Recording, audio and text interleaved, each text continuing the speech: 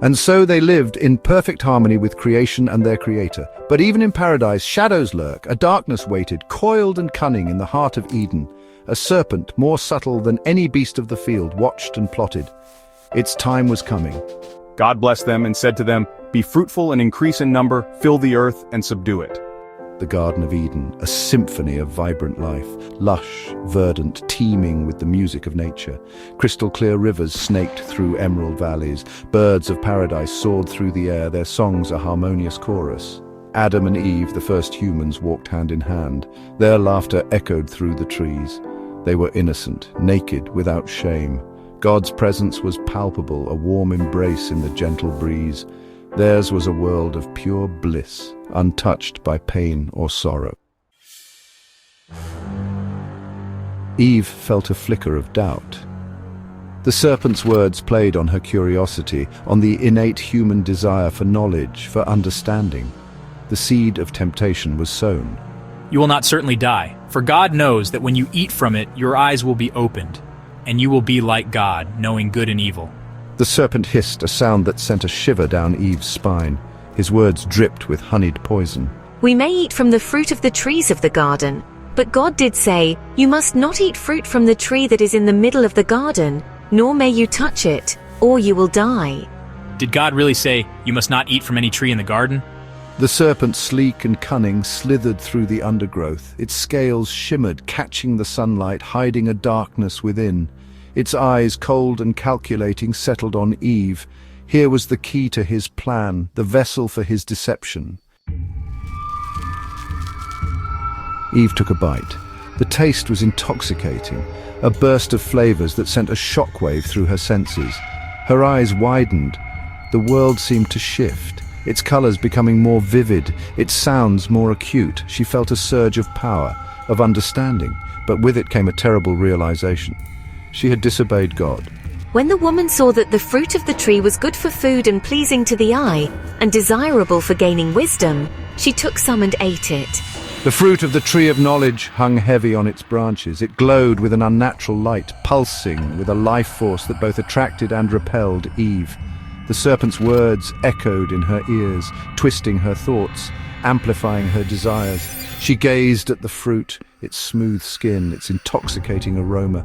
It promised wisdom, enlightenment, a taste of the divine. The temptation, the allure of the forbidden was too strong to resist.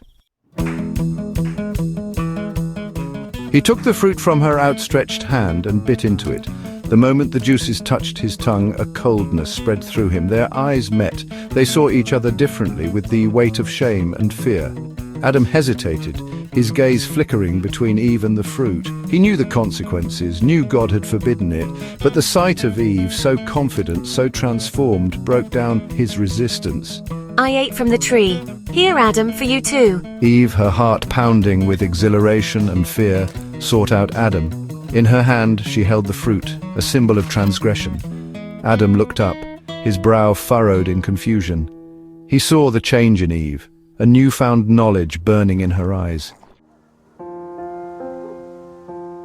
They were no longer worthy to stand in the presence of their Creator. Their disobedience had shattered the perfect harmony of Eden. Fear, a foreign emotion, grips my heart. I do not know if we can ever stand before him again. "Adam, do you hear that? It's him! We must hide!" They hastily fashioned coverings from fig leaves, attempting to hide their transgression from God and from each other. When they heard the sound of God walking in the garden in the cool of the day, they hid themselves among the trees. Yes, Eve, I feel it too. Our nakedness, it is no longer a sign of innocence. It feels like a mark of what we have done. "Adam, I feel something I have never felt before. Shame. It clings to me like a shadow." The world, once bathed in the warmth of God's presence, turned cold. The leaves of the trees, once vibrant with life, seemed to shrivel and darken.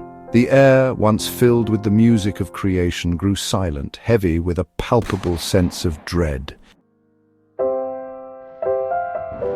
This was the first promise of redemption, a glimmer of light in the darkness of their sin. "I will put enmity between you and the woman, and between your offspring and hers. He will crush your head, and you will strike his heel." Adam blamed Eve, and Eve blamed the serpent, but ultimately they had to accept responsibility for their actions. God, in his infinite wisdom and mercy, pronounced judgment upon them. But even in his judgment there was a glimmer of hope. Who told you that you were naked? Have you eaten from the tree that I commanded you not to eat from? I heard you in the garden, and I was afraid because I was naked, so I hid. God called out, his voice echoing through the garden. He knew what they had done, yet he gave them a chance to confess, to seek forgiveness. Adam and Eve, trembling, emerged from their hiding place. Their heads were bowed in shame. They could not meet God's gaze. Where are you? The weight of their choice, the burden of their sin, pressed down upon them. No longer would they enjoy the effortless abundance of Eden. Life would be a struggle, a constant battle against the thorns and thistles of the cursed earth. And yet, even in their exile, God did not abandon them. He clothed them in garments of skin, a tangible sign of his love and mercy. He gave them the strength to face the unknown, the courage to embrace their new reality. I will make your pains in childbearing very severe. With painful labor you will give birth to children. Your desire will be for your husband, and he will rule over you. Cursed is the ground because of you. Through painful toil you will eat food from it all the days of your life. It will produce thorns and thistles for you, and you will eat the plants of the field. By the sweat of your brow you will eat your food until you return to the ground, since from it you were taken. For dust you are, and to dust you will return. The consequences of their disobedience were swift and severe.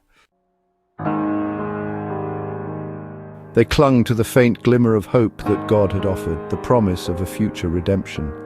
Their journey would be long, fraught with challenges and sorrows, but they would face it together, sustained by their faith and by the knowledge that even in their exile, God walked beside them. Yes, Eve. We will face this new world together, no matter what comes. We have each other, Adam, and we still have hope even now. With heavy hearts, Adam and Eve left the Garden of Eden. They turned their backs on the paradise that had been their home, the place where they had known only joy and innocence. Behind them, the gates of Eden slammed shut, guarded by cherubim and a flaming sword flashing back and forth. The world outside Eden was vast and unfamiliar.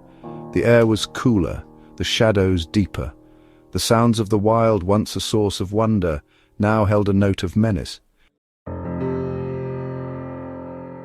The story of Adam and Eve is a story of choices, of consequences, of the enduring power of love and redemption. It is a story that resonates throughout human history, reminding us of our own capacity for both good and evil, our own longing for paradise lost. Though they were banished from the Garden of Eden, Adam and Eve carried with them a seed of hope, the promise that one day the serpent's head would be crushed and humanity would be redeemed. Their story is our story. We too have tasted the forbidden fruit, have known the sting of sin and the weight of our choices. But like Adam and Eve, we are not defined by our failures. We are defined by our capacity for love, for forgiveness, for redemption. And so, we move forward, carrying within us the memory of Eden and the hope of a future paradise, where the consequences of the fall are washed away by the boundless grace of God. John 3:16, For God so loved the world that he gave his only begotten Son, that whoever believes in him should not perish but have everlasting life.